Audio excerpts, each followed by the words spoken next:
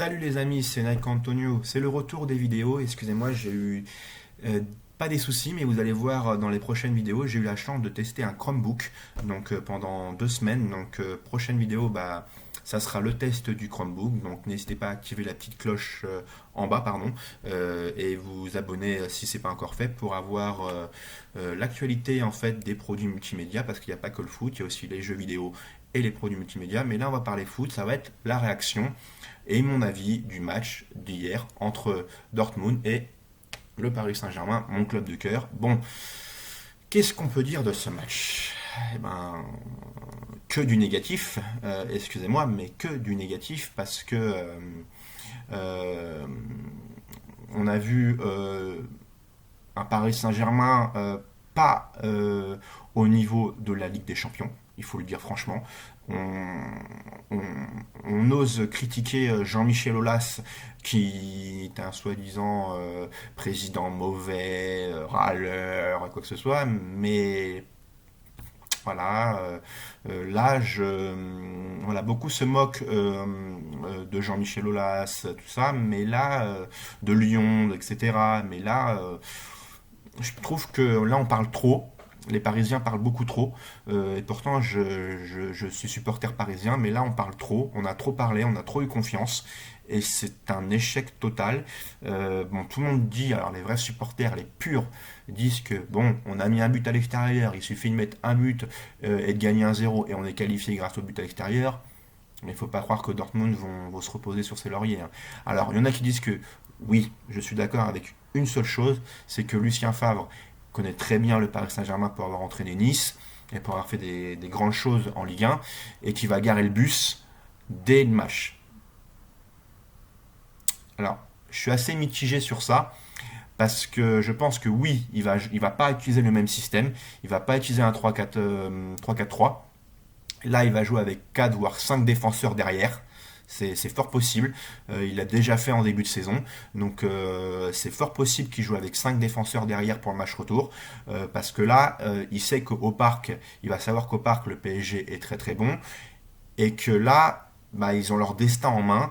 Contrairement aux autres matchs d'il y a quelques années, à part où on a affronté le Real Madrid il y a 2 ans. Mais c'est vrai que l'année dernière, on fallait juste défendre le score. À Barcelone, il fallait juste défendre le score aussi. Là, on doit aller chercher quelque chose. On en reviendra après. Donc moi, ce que je peux dire dans le négatif déjà, c'est les choix de Thomas Tourelle. On dirait que Thomas Tourelle, il voulait vraiment que Dortmund gagne.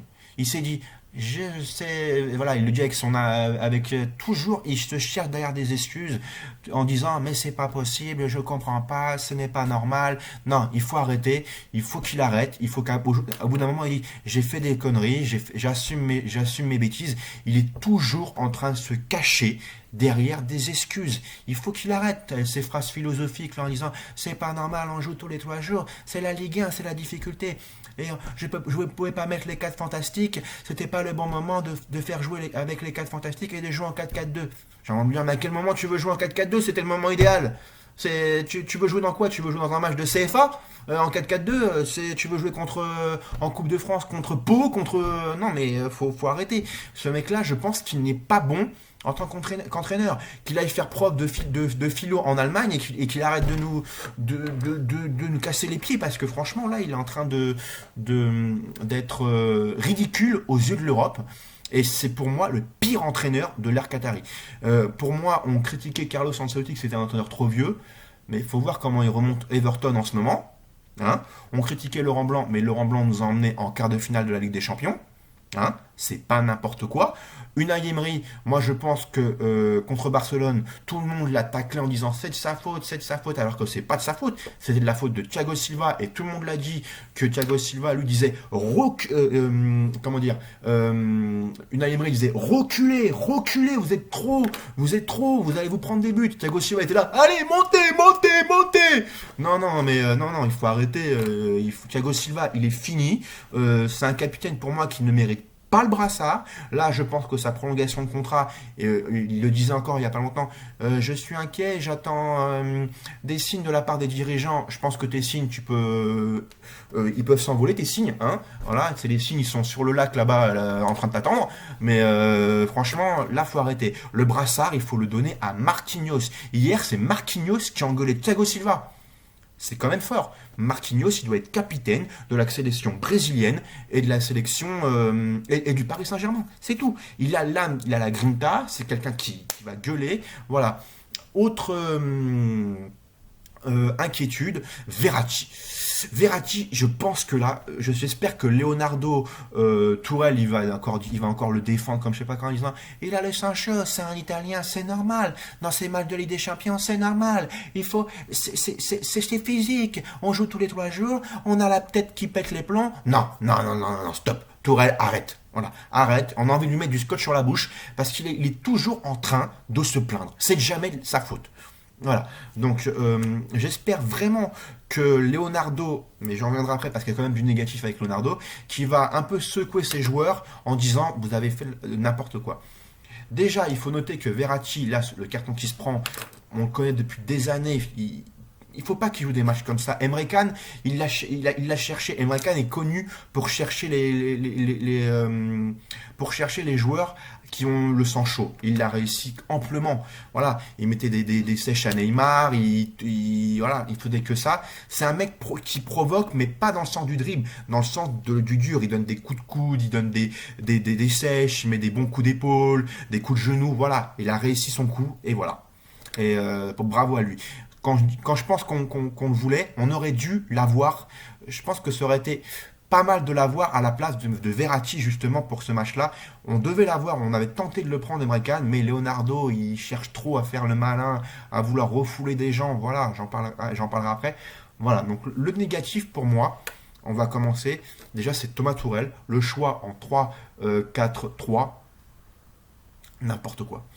On a déjà ne pas mettre les 4 fantastiques, c'est une erreur purement tactique, parce que on pouvait mettre le 4-2-2-2, un 4-4-2 mais en 4-2-2-2-2, avec sur les côtés Mbappé en pointe et Icardi, et derrière j'aurais même pas mis, pour vous dire, Di Maria, j'aurais mis Sarabia qui est en forme. Non, pardon, excusez-moi, j'aurais mis Di Maria et Neymar. Ensuite, j'aurais mis Verratti, mais j'aurais pas mis Gay. Parce que Gay, c'est une catastrophe depuis 2 matchs. Et j'aurais mis Sarabia.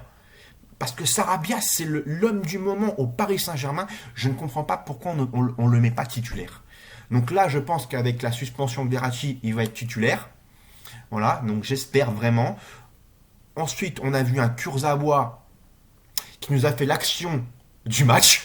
Franchement, moi j'étais dans un bar, tout le monde dit ça y est, on a l'action du match. Il va dribbler 5 joueurs sur le côté gauche, tout le monde dit oh il est parti. Il y a je sais plus qui, je crois que c'est Di Maria qui était au Meunier qui était à l'autre bout. Il fait l'autre de l'autre côté, je suis démarqué. Il envoie voilà, les centres de Kurzawa. Hein. Et après, il se plaint que Kazar se fout de sa gueule en disant hey mec, regarde, je vais réussir un centre. Voilà. C'est Kurzawa. Voilà, donc je pense que là, tout le monde disait pourquoi ne pas avoir mis Bernat. Bon, apparemment, parce qu'en fait, il s'est reblessé apparemment à Amiens, il aurait toujours ressenti des douleurs.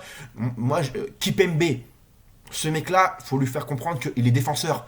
Il n'est pas numéro 10. Donc, faut qu'il arrête de dribbler dans sa surface ou à quelques centimètres des buts, quoi. Donc, Kipembe, c'est un problème. Mon Louis Kipembe, je pense qu'il est mort avec la vidéo de son frère. Parce qu'après, il y a une rumeur qu'ont dit les journalistes. Est-ce que, et vous me direz là, pour vous, les joueurs n'ont pas un peu boycotté le match? Moi, je serais tendance à dire un petit peu. Parce qu'ils ne se donnaient pas à fond. Ils jouaient pas. Ils voulaient pas. Ils avançaient pas. Ils jouaient en arrière. C'était pas un PSG de Ligue des Champions. Donc vous me direz ce que vous pensez dans les sondages. S'ils n'ont pas, du coup, un peu fait la gueule et un peu boycotté le match en disant Tourelle, soit tu nous changes le système, soit on continue à jouer comme de la merde. Voilà, moi je pense que oui. Parce que eux, ils voulaient vraiment le 4-4 et tout ça. Et c'est ce que dit dans la vidéo du frère de Kipembe en disant mais le système c'est quoi ça? C'est quoi? On joue contre Dortmund. Voilà, quand il y a une attaque de feu, tu vas jouer avec 3 défenseurs. Bah non. Non, avec un Thiago Silva qui est fini depuis 1 an et demi à peu près.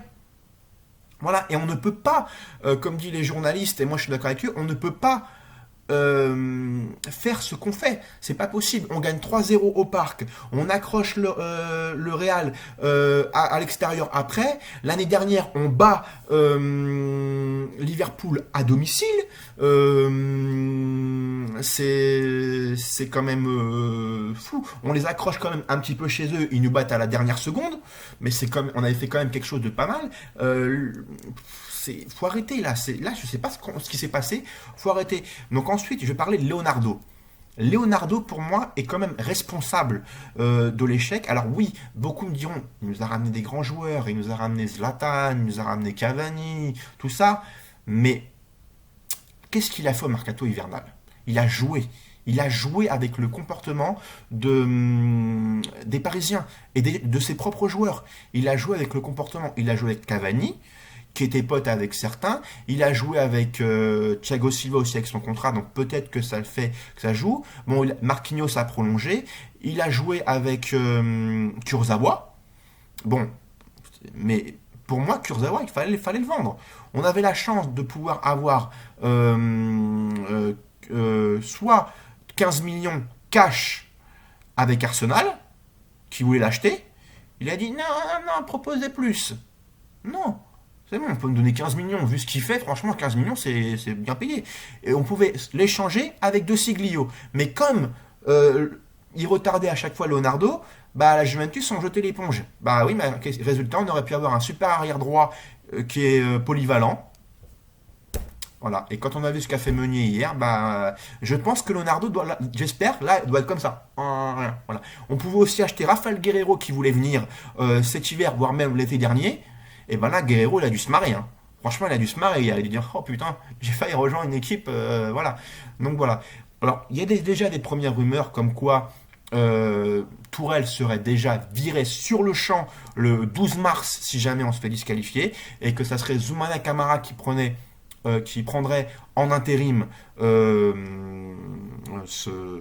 l'équipe du Paris Saint-Germain. Donc vous me direz, vous, ce que vous en pensez là dans ce sondage, si Tourelle sera viré sur le champ ou juste à la fin de la saison. Moi, je pense qu'il sera viré sur le champ et ça sera Camara en intérim. Et on parle déjà de futur entraîneur du Paris Saint-Germain pour l'année d'après si on se fait éliminer. Il y a déjà le nom, écoutez bien, de Guardiola qui est cité. Alors, vous allez me dire, ah, mais t'es fou, Guardiola, il est à Manchester City. Mais si Manchester City se fait vraiment exclure, vous inquiétez pas que Guardiola va pas rester. Hein. Il a dit, soi-disant ce matin ou hier, qu'il était prêt à rester, même s'il descend en deuxième division. Non, on connaît tous Guardiola. Guardiola, il l'a fait au Barça. Il a gagné quelqu'un, il a dit, c'est bon, j'ai tout gagné, je m'en vais. Au Bayern, il a fait pareil, il est parti. Là, je pense qu'il veut un nouveau challenge. Il dit ça pour rassurer avant la fin de saison, mais il veut partir. Surtout qu'il a déjà été contacté par le Qatar qui lui fait du pied et il n'est pas contre. Il n'est pas contre de se lancer dans un nouveau projet. Donc, pourquoi pas. Et il y aura le nom de Pochettino aussi. Donc, à voir. À voir, à voir. Vous me direz ce que vous en pensez. Si vous serez pour Guardiola, Pochettino ou un autre, vous me le direz dans les commentaires dans les autres. Et voilà, donc j'espère qu'on va quand même se qualifier au match retour, mais faudra montrer un autre visage de nous, voir qui c'est qu'on va mettre à la place de Verratti, même si je pense qu'il faudrait mettre Sarabia. Je pense qu'il faudrait remettre les 4 fantastiques et mettre Icardi, parce qu'Icardi est capable de... même s'il ne touche pas des ballons, il déborde, donc il crée des occasions, il crée des espaces. Et pour moi, il faudra surtout enlever Kurzawa. J'espère que Bernat sera revenu. Meunier sera suspendu, donc il faudra peut-être mettre Dagba ou Diallo. Pas Kerrer parce qu'on a encore les démons de lui contre Manchester, mais pourquoi pas mettre voilà, Kwasi peut-être, on ne sait pas. Mais il faudra vraiment presser et changer de système. Et Tourelle, j'espère que Leonardo va un petit peu s'occuper de lui en disant voilà, parce que là il a donné les clés à Dortmund pour se faire battre en fait. Donc inquiet. Donc voilà, vous me direz si selon vous là le PSG passera quand même ou si ça sera vraiment la fin ou si vous imaginez autre chose. Laissez votre imagination et commentez et abonnez-vous, activez la petite cloche en bas. Prochaine vidéo, le test du Chromebook, comme je vous l'ai dit, il y en a d'autres qui vont arriver. Et n'hésitez pas à vous abonner et partager, commenter et liker. Je vous fais des gros bisous les amis.